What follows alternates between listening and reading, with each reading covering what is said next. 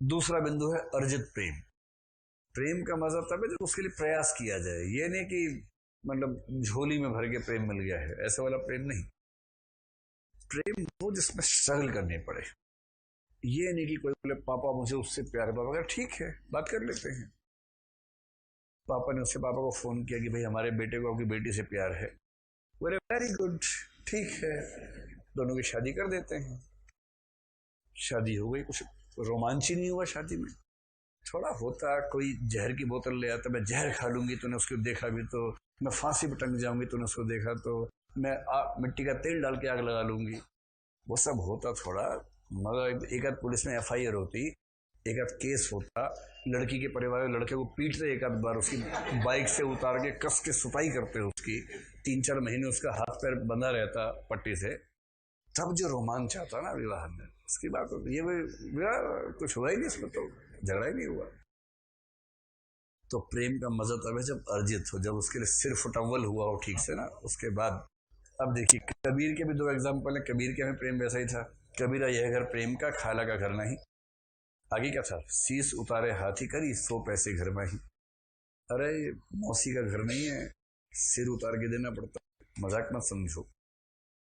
और कौन सा था, खुसरो दरिया प्रेम का उल्टी वार की धार, जो उतरा सो डूब गया, जो डूबा सो पार। हाँ, ये इश्क नहीं आसान, बस इतना समझ लीजिए। एक ये सब याद है ना, एक आग का दरिया है और डूब के जा रहा है, ये सब आपको मतलब अभिमन्यु की तरह बचपन से याद है, जन्म से पहले जेनेटिकली आपको याद है सब चीजें।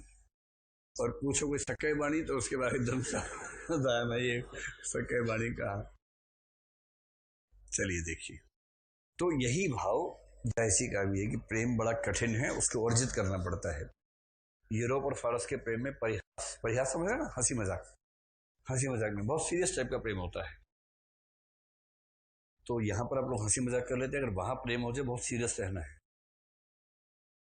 जैसे प्रेमिका खा रही है, बहुत सारा खा रही है, आप कह दे कि और कितना खाओगी अभी, तो इतने में वहां गड़बड़ हो जाएगी, वहां मजाक नहीं चलता है, बोले कि सीरियस रहो, माई फंडामेंटल राइट, मैं उसको मैं खा सकती है तुम भी खाओ, आई एम नॉट जोकिंग, मेरा अधिकार है ये, ऐसे कैसे बोल दिया।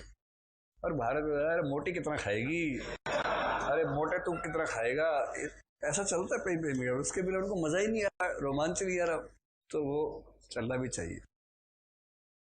एक बड़ा अच्छा मजाक है, अच्छा तो क्या टुच्चा सा मजाक है, व्हाट्सएप विश्वविद्यालय से। तो पत्नी गोलगप्पे खा रही थी, पति खिला रहा था, पत्नी खाई जा रही थी। गोलगप्पे खाने में पत्नियों का एक विशेष स्तर है जिसकी गणना करना आसान नहीं होता है ना। 10, 20, 25 हो गए, खाई जा रही है, खाई जा रही है। तो पति ने देखा उसकी तरफ, पत्नी ने पूछा क्या हुआ,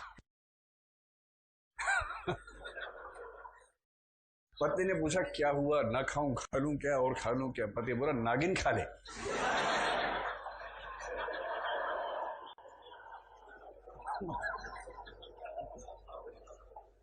नागिन खा ले आराम से। कैसे क्या श्लेष अलंकार बन जाते, श्लेष हुआ कि यमक हुआ, पक्का, क्योंकि एक ही बार शब्द आया ना। हाँ, मेरा महबूब आया है, वैसे वाला है, ठीक। चलिए, अब मैं सोच रहा हूँ कि ये वीडियो देख के लोग क्या सोचेंगे, कितना बड़ा पुरुषवादी व्यक्ति है, ऐसे ऐसे जोक सुनाता है, सोच रहे सोचने। तो गोलगप्पे मुख्य बिंदु नहीं है, मुख्य बिंदु ये है कि हंसी मजाक होता है कि नहीं होता है। भारतीय परंपरा में हंसी मजाक खूब होता है, पति पत्नी को खूब कस के सुनाता है, पत्नी पति को खूब कस के सुनाती है, और दोनों बहुत जिंदा दिल लोग हो ना, तो जब वो दोनों बात करें बाकी लोग दर्शकों को बहुत मजा आता है उस समय, एक दूसरे पे ऐसे ऐसे कमेंट मारते हैं, ऐसे ऐसे कमेंट। जैसे परसों हमारे घर पे कुछ गेस्ट आए हुए थे, तो मेरी पत्नी बता रही थी कि मैंने बहुत दिनों से नॉनवेज खाना बंद कर दिया है। पहले वो नॉनवेज खाती थी भगोस भगोस के, क्योंकि बिहार से है ना, बिहार से है, मिथिला के कल्चर से, वहां नॉनवेज नहीं खाना बुरा माना जाता है, हमारे नहीं खाते। तो हमारी सहमति ये हुई कि भाई तुम खाओ, मैं नहीं खाऊंगा, अपना अपना है। फिर उनको बाद में हृदय परिवर्तन एचपी हो गया, उनको लगा कि नहीं खाना चाहिए, इसमें मेरी कोई भूमिका नहीं है ना, उनकी अपनी भूमिका है, तो उन्होंने खाना बंद कर दिया। तो परसों कोई मांस भक्षी आए हुए थे हमारे घर में, तो उनसे बात चल रही थी, तो उन्होंने पूछा कि भाभी जी आप नॉनवेज नहीं खाती हैं? बहुत दर्द की आवाज़ से पूछा कि कैसे जीवन जीती हैं फिर आप? तो उन्होंने बताया कि नहीं नहीं, मैंने खाना बंद कर दिया, मेरा मन नहीं करता है। तो उन्होंने मेरी ओर देखा इस भाव से कि इसने बंद करवाया होगा। मैंने नहीं नहीं, ये खाली पति का खून पीती है, बाकी कुछ नहीं खाती।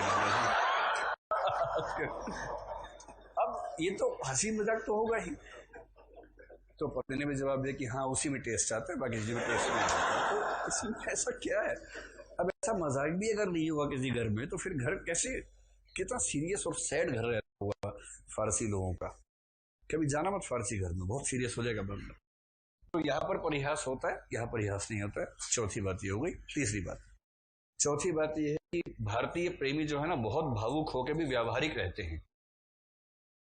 एक ठेठ भारतीय प्रेमी से आप कहेंगे ना तारे तोड़ लो, बोले पागल हो क्या, तारे कौन लाता है? और ये अत्यधिक भावुक होने की वजह से अव्यावहारिक हो जाते हैं।